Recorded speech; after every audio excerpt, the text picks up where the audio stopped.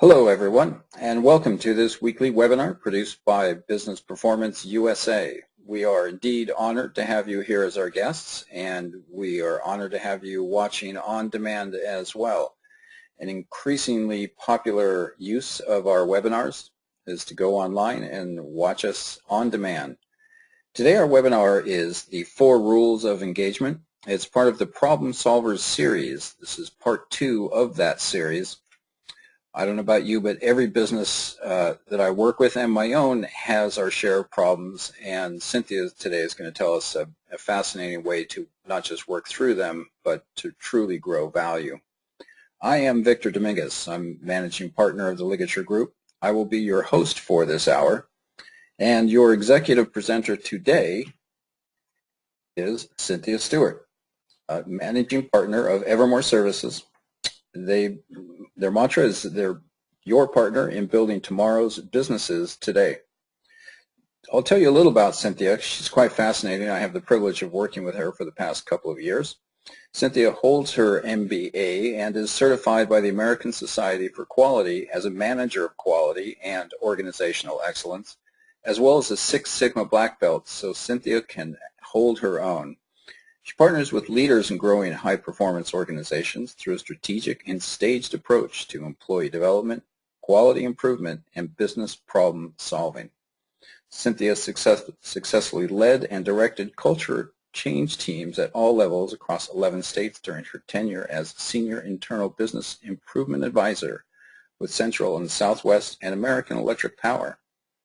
She's also credited with having guided thousands of people in hundreds of teams and incurring $150 million in direct savings and close to $2 billion in indirect savings. So we welcome Cynthia, and it's a pleasure. But before we get started, let's just make sure this hour is worth your time, whether you're watching live or you're you're watching on demand. Feel free to ask questions. You can do that through the questions feature or just simply chat us. Either way, we'll take your question and refer it to Cynthia, and she'll be happy to oblige. If you have any questions in the future, you can always email me, victor@businessperformanceusa.org. And the easiest way to watch this, of course, is to watch on-demand webinars, and that's simply to become a member. You can just go to the home page, and you'll see a tab there. To become a member, it's free, and then you can access our contemporary knowledge of business management practices and grow your business. So here we go. Cynthia, I'm going to turn it over to you, and thank you for your patience.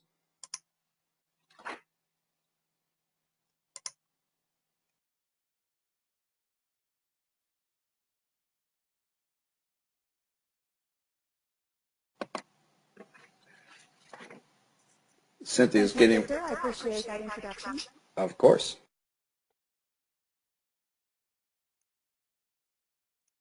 And I am trying to make sure that I have a large screen, and it's being funny with me today, so just give me a moment. Not a problem. It's and there we go. Okay. Thank you, Cynthia. Thanks, Victor. So what I want to do today is to really talk about the link between an engagement culture and problem solving. So what I would recommend that you do is to go and look at the work that I did on the first part of this series, Problem Solver series, The Unwelcome Impact of Disengagement. And in that, I put together a lot of statistics around workers' engagement and what's really at the source and what that costs the American economy, and it's staggering. It truly is staggering. You know what, though? The good news is that there is hope. There is hope in terms of you developing an engagement culture. And we're going to talk about that today in terms of the 4 rules of engagement. And we're going to talk about these methods to increase engagement and then learn how to apply the methods. I want to warn you, though, this work is counterintuitive. And I'm basing this work on my years and years of quality improvement, along with some gurus in the field that I'm going to talk about today. And you'll see why. It's amazing to me that with all that we know, more businesses aren't adopting the methods that these gurus have put forward for us. So let's define engagement culture. Really, the way I see it is that an engagement culture is really a continuous learning culture.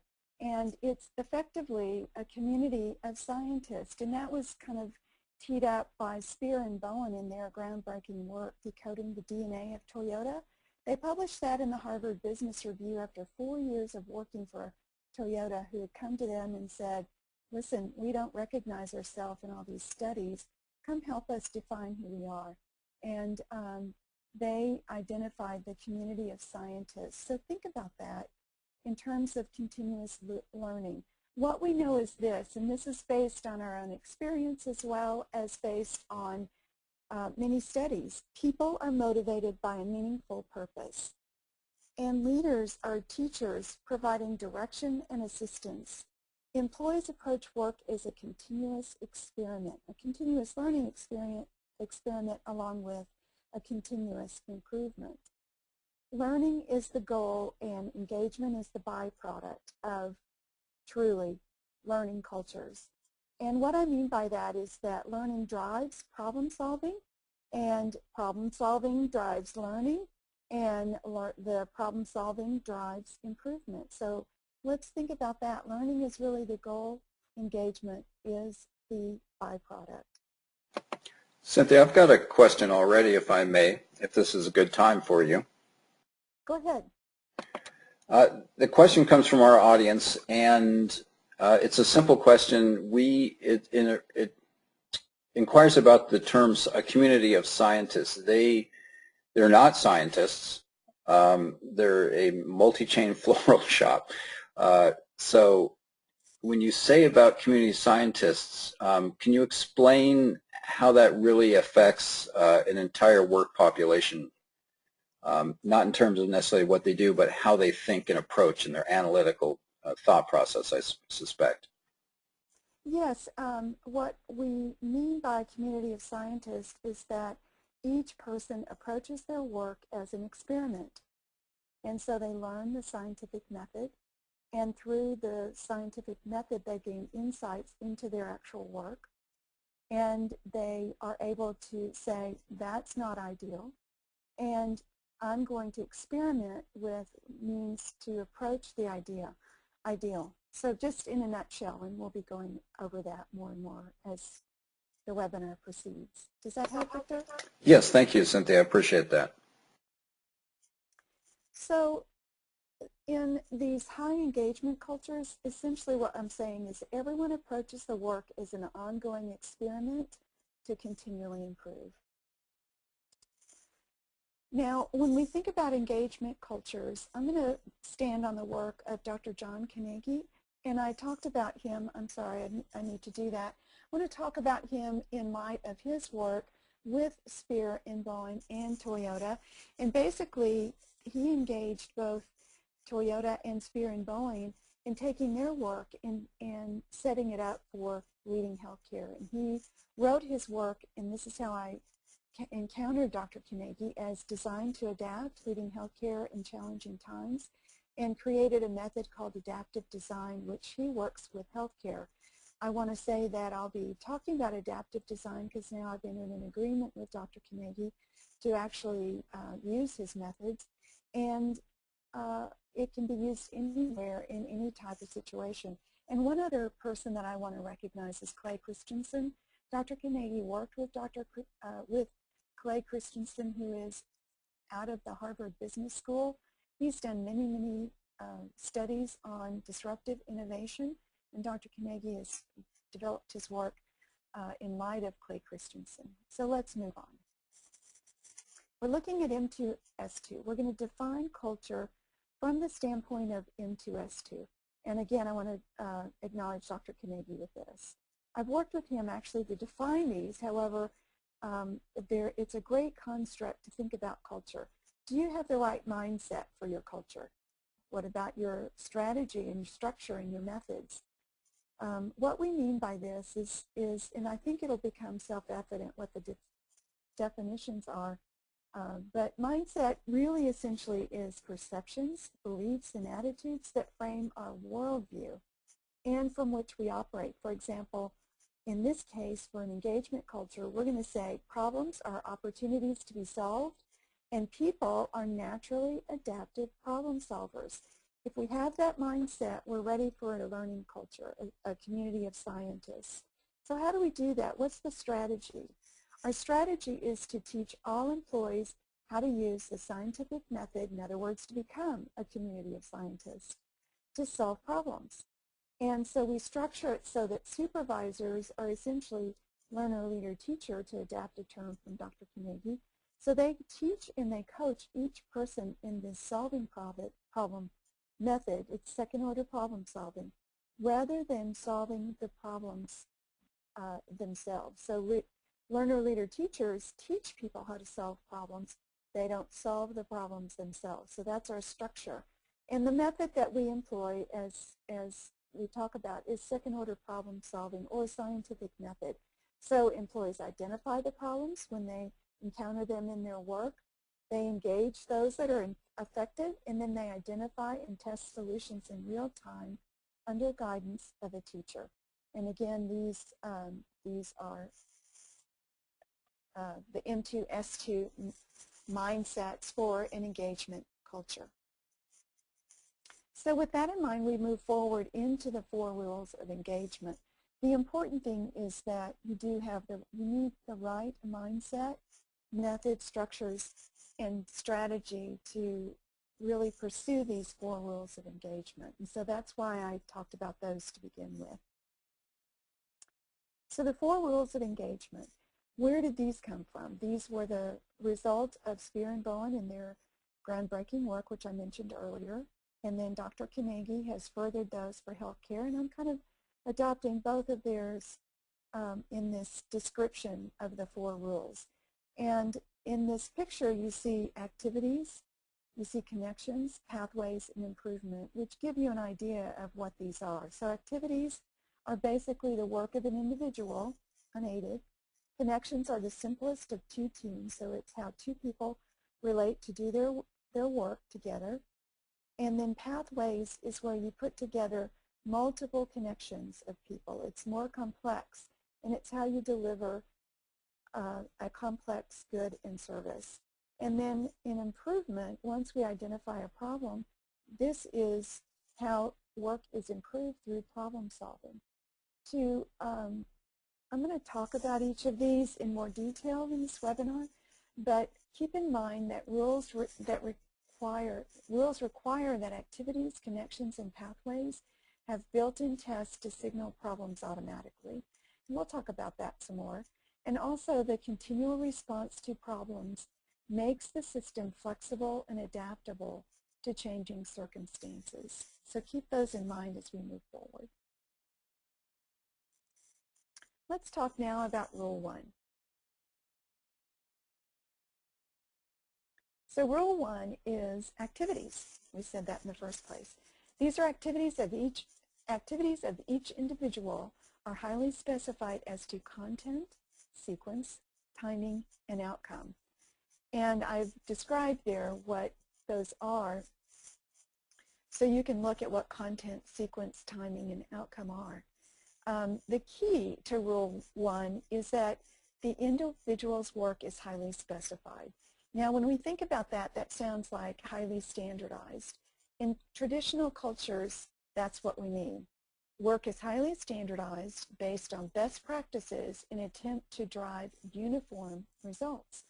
So that makes sense when you think about it, but maybe that's not what we mean here. The difference is that in an adaptive knowledge culture or learning culture, work is highly specified locally in order to easily identify when to improve it. So the purpose of standardization or specification is different. In traditional, it's to drive uniform results and everybody is to conform. In a learning culture, it's to drive improvements. And there is a difference in that. So traditional companies and I worked for one for many years, desire to follow the perfect process uniformly and hold employees accountable for conforming. And this is the focus. This focus is really in the wrong direction because no predefined perfect process can ever adapt quickly enough to the continually changing local conditions.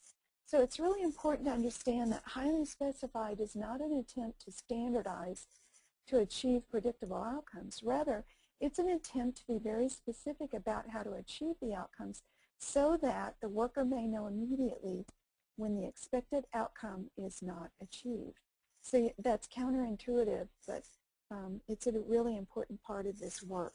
So Rule 1 basically provides the framework that make activities testable, verifiable, and improvable, as Dr. Carnegie says. And I'm going to move on. Cynthia? At the end, yes? I have a question from the field here, from the audience. Okay. Who is it that is determining the content sequence timing and outcome? Because it sounds like a traditional middle manager role to define those things. Can you elaborate? Well, yes, I will, and we'll get into that topic as well. But essentially, it is the worker. Okay. Okay. Then I'll just leave it. Hang in there. Okay. Yeah, Thanks so much. great question, though. What I'm doing is going over the 4 rules, and then I'll give you an example of how they're applied in a situation that I worked in. So connections. Connections are basically between a customer and a supplier, and connections between a customer and supplier must be direct, and there must be no unambiguous yes or no way to send requests and receive responses. So connections are the who, what, where, and when between the customer and the supplier. And in defining connections, we have to talk about who's involved, what the form and the quantity of the goods and services provided are, the way that requests are made, the expected time for requests to be met, and to immediately call for help at once when there is a problem. And let me give you an example. I'm going to give you a quick example, and then we'll give a better example later. But think about a nurse and a doctor in an operating room. We know that the surgeon technician is the nurse that will supply the doctor what the doctor needs. Now it's up to the doctor to say what he needs. So before they go into surgery, the doctor or the customer, in the case of this example, must tell the nurse or the technician, the surgeon technician, exactly what it is that they need. And by that, then the technician can set up the surgical cart to make sure that they give the doctor exactly what they need at the point in the surgery when they ask for it. And so they work together to define exactly how things are going to happen in the OR. So that's a quick example. Okay, so pathways. Now we're getting into the complexity. So pathways for every product and service must be simple and direct. Pathways are how we bring many resources together to create a complex service or product. And basically, as you can see here in this simple diagram, pathways link many customer-supplier connections to deliver that complex service or product. So work flows along a simple specified path, and it's represented as material and information flows between people. The reality of it is that in pathways, what we want to do is to make sure that while we may be delivering a complex product or service such as a surgery, that's very complex, we want to make sure that we can simplify that pathway as much as possible. So how do you do that when it's complex? The first thing you do is you remove anything that is unnecessary. So any person, product, or material or information that's unnecessary, that goes away and gets out of the pathway because those can certainly clog the pathway unnecessarily. And a good way to specify pathways is to diagram each one with what we call material and information workflow. In my next webinar, I'll actually give you an example of that. But you can see that this pathway is simplified. It moves very quickly, the pathway in the diagram here. We want to actually draw the pathways, and the workers that work in a pathway delivering a good or service are the ones that will draw that pathway. Okay, we're going to move on now to improvement. And improvements must be made in accordance with scientific method under the guidance of a teacher at the lowest possible level in the organization. So we just talked about pathways, and Rule 4 makes it clear that improvements are driven by workers at the point problems are discovered while doing the work. So whether it's the individual unaided in an activity or in a connection between two or in a pathway, we want to make sure that it's clear when an improvement is needed. So in improvements, workers know how to change, and they know who's responsible for making the change. Again, we're going to reemphasize this. Leaders are the teachers. So it may be your frontline supervisor or the manager that's assigned to that particular work or that particular pathway or work unit. They're teachers. And workers are the ones that describe the problem, hypothesize, and test the solution until they've achieved the predicted improvement. So this is how this happens.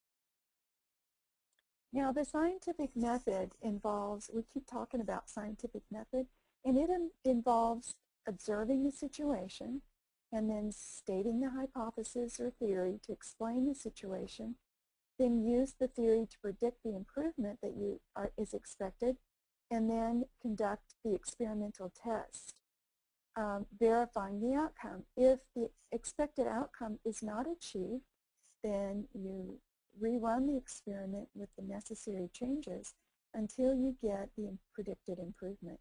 Believe it or not, this can happen in a very short period of time. And a good tool that helps you with this is Toyota's A3 report.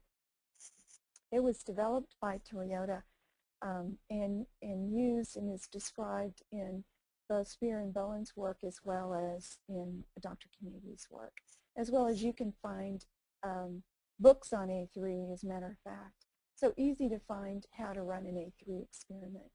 And what is so great about this approach to the scientific method is that when workers work under this condition, first of all, they're working as a scientist in this community of scientists.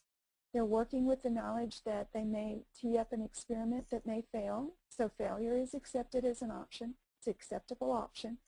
And what you do is you tee up an experiment, you test it. If it doesn't get the outcome, you do it again. And you do it under guidance of a teacher. So the teacher is asking questions that will help you move closer and closer to essentially the idea. To illustrate the 4 rules, I don't have a slide for this, so I'll just go back to the first one. To illustrate this, I'm going to take a simple example. I worked with a neurologist in his clinic to determine how to improve the patient's experience. And under the new law, Affordable Care Act, it's really very important for doctors to improve the patient experience because they will be rated on outcomes. So first, what I did is I observed the doctor's typical routine for a couple of hours one afternoon, and I wrote down what I saw. Then I showed the doctor what I wrote down to verify that I was correct, and he agreed. And from there, then I did a step-by-step description where I created the workflow, like I talked about, a material information workflow, and I verified this with the doctor. When I talked with the doctor about what I saw, just at the actual steps, what stood out is that it wasn't really ideal because of the high variance in wait times among patients. And I know this is something we can all relate to. We all go to the doctor. We all experience wait times. And he got it. It turns out that he sees patients for a variety of reasons. and some are very diagnostic in nature, and some are for a regular injection. Those receiving the injections only took a few minutes, while those requiring examination and diagnosis could take up to an hour. In addition, no time was scheduled between patients to allow the doctor to notate the patient records, so he would stay after work several hours most evenings to update all the records. Based on this observation, the doctor realized that a new approach to scheduling was needed in order to improve patient wait times and give him time to notate patient records between each visit. This could make it ideal for both the patient and himself. So let's talk about what is the Rule 1 activity described here. Well, it's the doctor notating the records. That's the thing that he does by himself unaided. The Rule 2 connection is the doctor's meeting with the patient. The Rule 3 pathway includes scheduling, meeting, and notating patient records. So Rule 4 improvement is that by changing the schedule, the way they scheduled workers to improve patient wait times and allow time for notating patient records, they could reach better customer or patient satisfaction, and also they could reduce the doctor's stress and frustration at having to do all of his notation after hours. So that's a simple example for improvement. Victor, do you have any questions? No, I think what I'm thinking about is the initial notion that this work is counterintuitive, and it certainly is, but I think at this improvement process, what I was anxious to learn is how does that work? I mean, that's kind of where we all, now I'm speaking collectively, I'll just speak personally, that's where I sometimes stumble, and it's really not that complex in a sense. This part of the improvement is intuitive because you just simply use some common sense. You have to step out of your past experience, and perhaps that's the most counterintuitive because you can't trust the success that's got you to where you're at, but you have to just have fresh eyes and think in a new way about the problem and simply experiment, not worrying that it's entirely perfect, because the process itself will test your attempt at improvement. Am I summarizing that correctly? Yes, and what's counterintuitive is that you would go through this experimentation as part of the work itself, because that doesn't happen today. Think about it. What happens today? I can talk about some very complex situations. Let me give you a quick example. I worked for an electric company, as you said earlier, and we had a work management system, and in the work management system it would take customer requests and it would translate those into job requests that they would then send their workers out to the customer site to fulfill the customer request. Well, what they did in order to do this is every job had to specify exactly how much time it would take, what the sequence of work activity were. So we were doing that inside the system. But the difference between this method and what was used is that they thought that they had to move towards uniformity and standardize. And the truth is that there was no standard situation, because at every customer site they had different conditions. The environment, like whether it was on the street or not, or what kind of dirt they had, or whether it was muddy conditions, or whether it was in the river, or the conditions were always different. And what was expected is that somehow this worker was going to be able to get that job done in the expected amount of time and use the resources at the expected cost. And it just couldn't happen. And so what workers were doing is they were just doing workarounds in terms of how they reported things in the system. So the system itself, the cost involved, the materials involved, the supplies involved, all of that never reflected the actual work itself. So if we were using adaptive design, we would allow the system to record those variances so that they could move closer and closer to what actually is happening in real time, just to give an example. So that's an interesting story because I don't even know where to begin. Clearly, under the earlier system, you had variances constantly because you were encountering situations that you had not anticipated, and they were in conflict with your scheduling and deployment of resources, right? Exactly, exactly. And And it was so, a spaghetti ball to unroll. so is it, the problem was already built in at the very beginning, and there was, It was built in because of the mindset. right. They didn't build the system to be adaptable. But they They built still, the system to drive standardization and uniformity, but they never really factored in that how complex the work was, how different it was from site to site, how much variation there was in the customer situation that they right. were trying to provide great customer care for. So what concerns me, because we've all had plenty of work experiences, and I can anticipate a worker goes out to the field, encounters a dynamic situation with the customer, and has to ask themselves, to whom are they most faithful? Are they going to be faithful to the schedule? And if so, do they have to do subpar work in a shorter amount of time? Or are they faithful to the situation and do the work the right way for the right reasons, and take the brunt of missing a deadline, if you will. So it's a conflict for the worker to decide Right, how it's a to act. conflict. It is. And what's in conflict is their ability to serve the customer quickly, to give the customer exactly what they need without wasted effort, resources, and time. And it is a conflict. And just this example right here shows why engagement continues to decline, because workers are frustrated.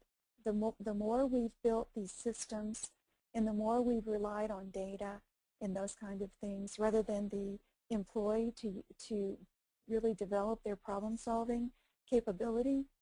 So what you're driving for in terms of standardization in the learning culture is you're driving for higher and higher levels of problem solving. So second order problem solving. And when you do that, when your focus is on the worker and their problem-solving capability, then what happens is that they can solve these problems better and better. They actually develop new neural pathways to solve the problems better. So it's really fascinating work, and it's amazing that in this day and age with how accessible the kind of information I'm imparting today is, because certainly if I can find it, anyone can.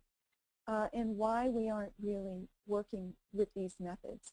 So what's also counterintuitive to all of these rules is how they're taught. Now, Toyota is really credited with their approach. This is coming right out of their DNA, if you will.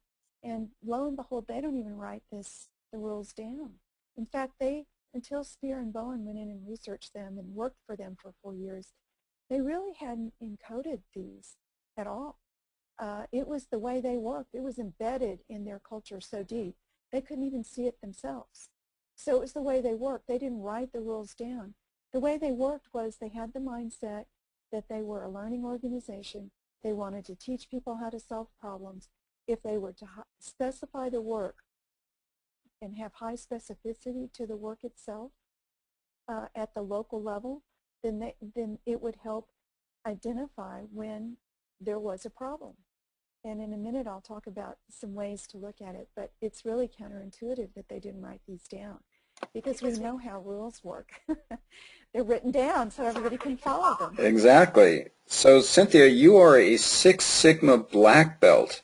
Have you ever been accused of heresy, of leaving the farm? Yeah, This is counter to Six Sigma black belt, is it not? well, not necessarily. Six Sigma is a tool to use, and when we try to use that tool wrongly, like in the case of standardization, we're all going to do it the same way, then it is counter to what I'm talking about here. But it's only a tool, just like adaptive design is a tool. I find adaptive design to be a better tool, and there's a lot of reasons why, and I'm trying to kind of lay that out here in these webinars.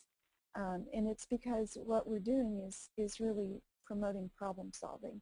So that's why I really like this method. Thank you. So what you do in this method is you help employees to discover the work itself and gain insight into the work by asking questions. So if I'm the learner, leader, teacher, supervisor, or whatever term you put on the leader, how do you do this work is what you ask the worker. How do you know when you're doing this correctly? How do you know that the outcome is free of defects? And what do you do if you have problems?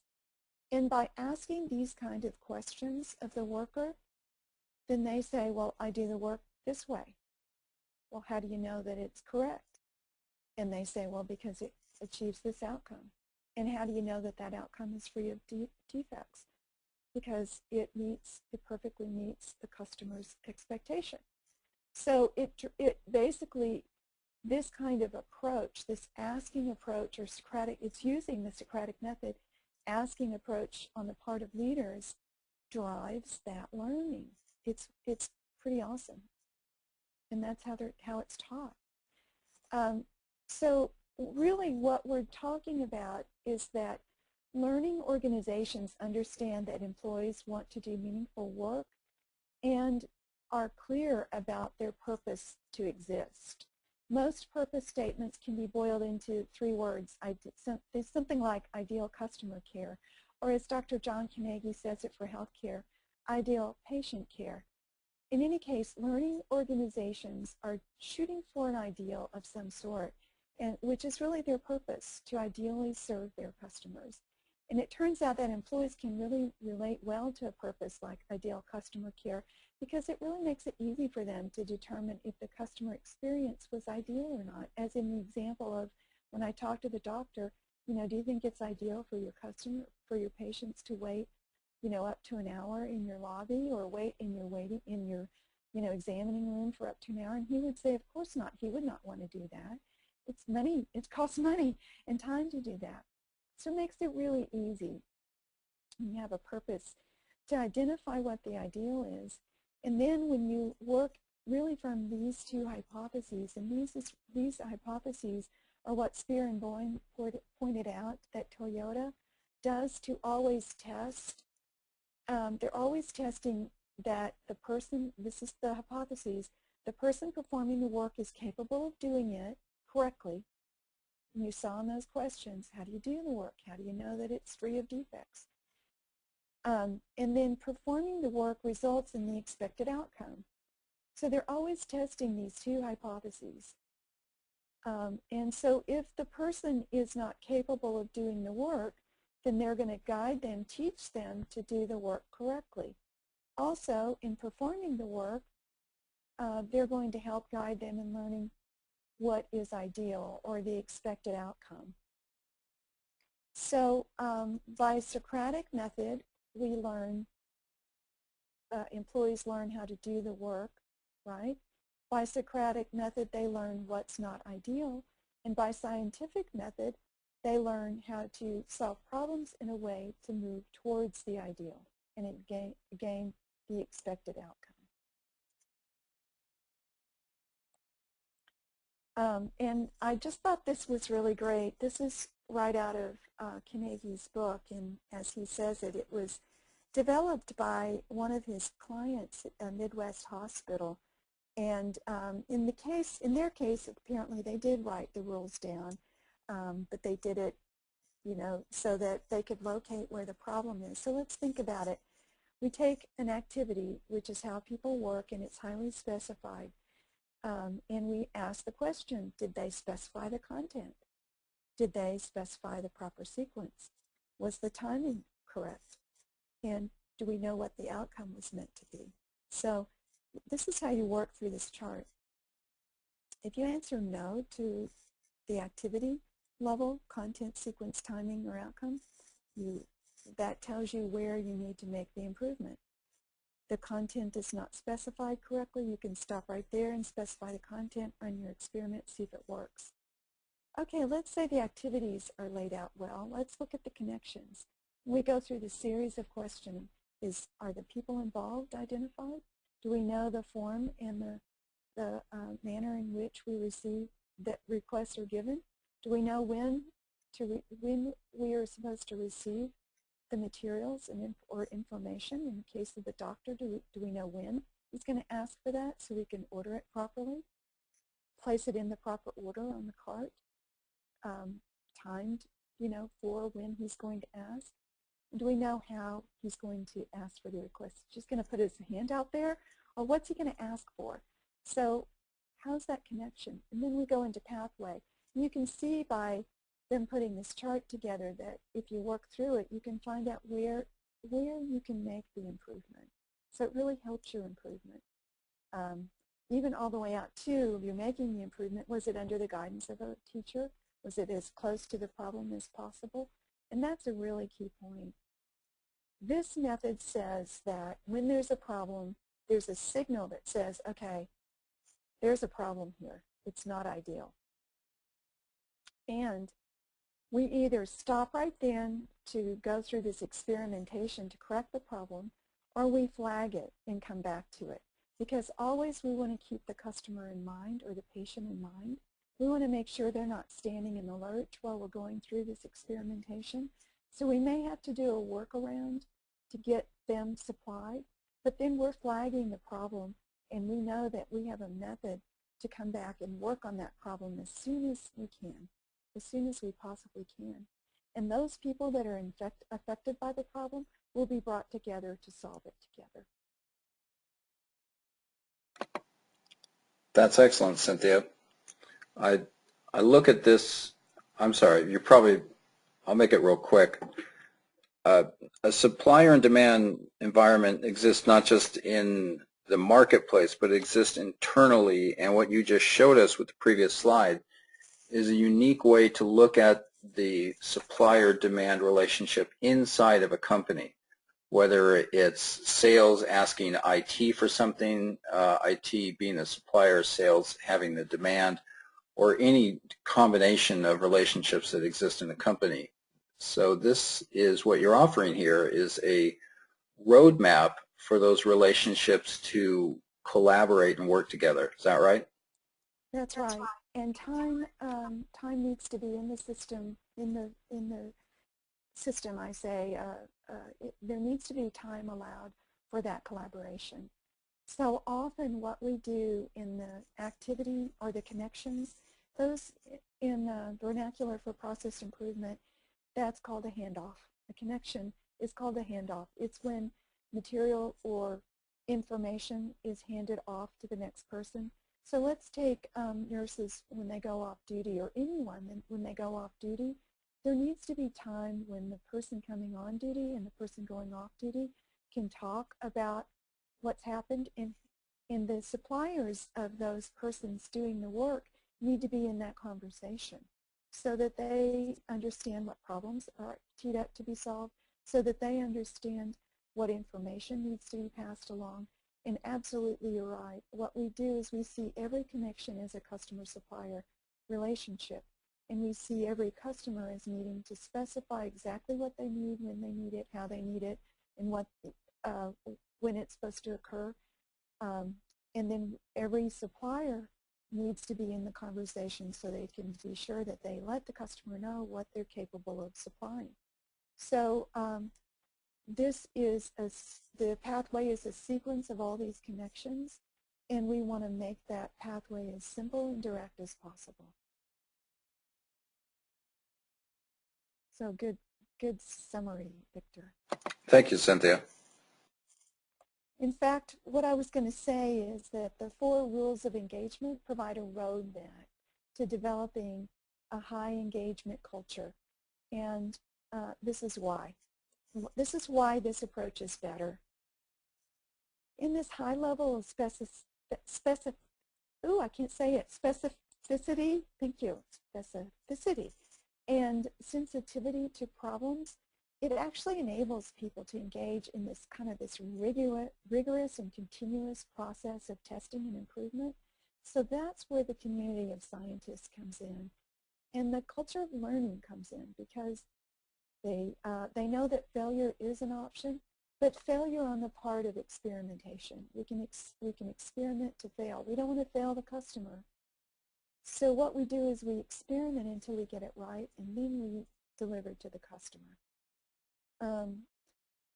Employees and workers, and by the way, this goes up all levels in management. Even managers grow their knowledge and their insight into the work. So if the leader, and this is so common, what happens is, and this is what I was so accustomed to and so distraught at, is that managers tell people how to do the work when maybe they've never even done the work themselves.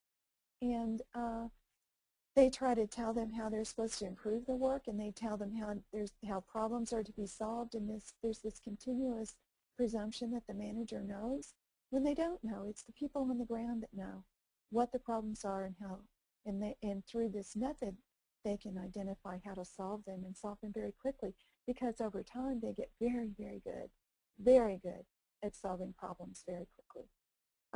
So everyone grows their knowledge and the insight into the work and how to deliver that ideal customer service, customer care. And what else happens in this is that we always have these wide variances between individual experience, individual intelligence, and individual diligence or engagement in the work.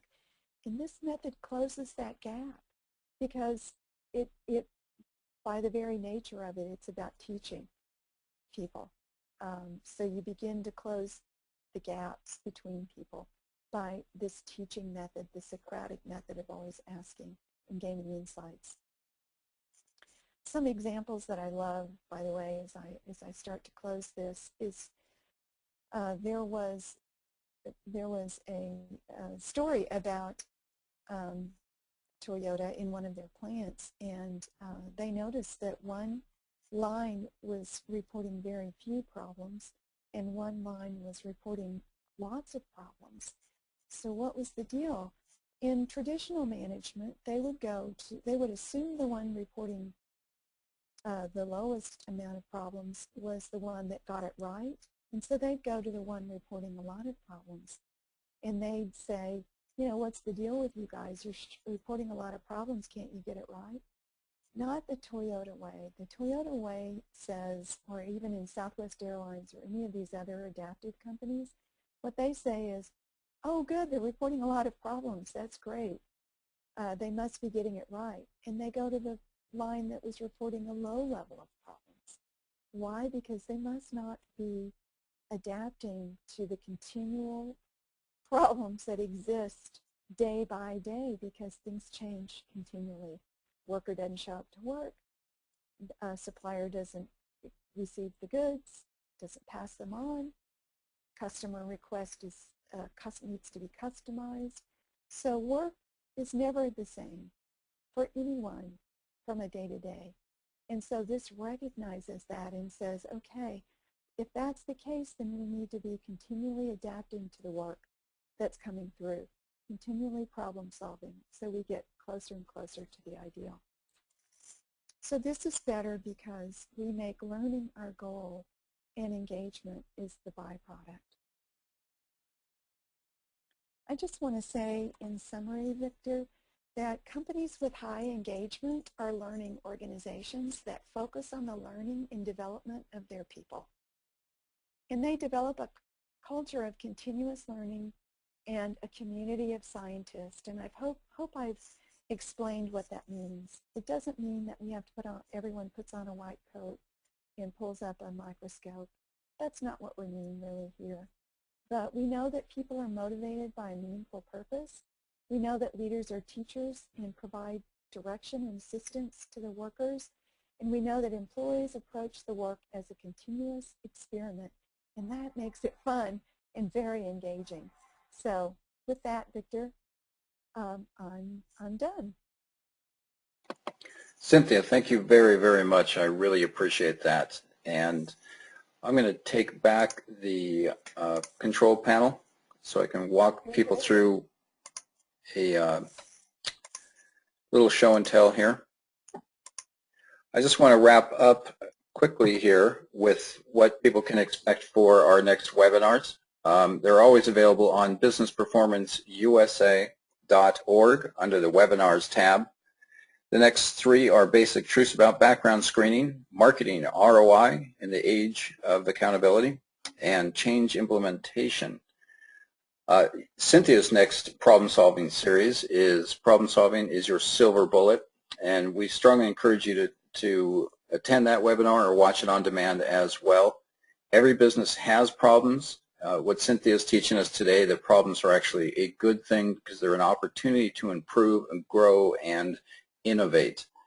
So when companies look at their problems, typically they look at large, intractable problems, things that are complex and take massive investments and programs to solve. But what Cynthia tells us is that solving the big problems begins with solving the little problems, and that's empowering your people.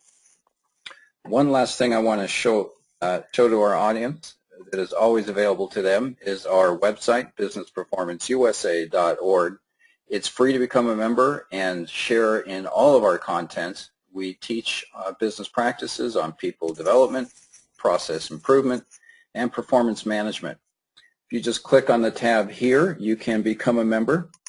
And once you are a member, you will have your own personal interface and account from which you can interact with all of our members here.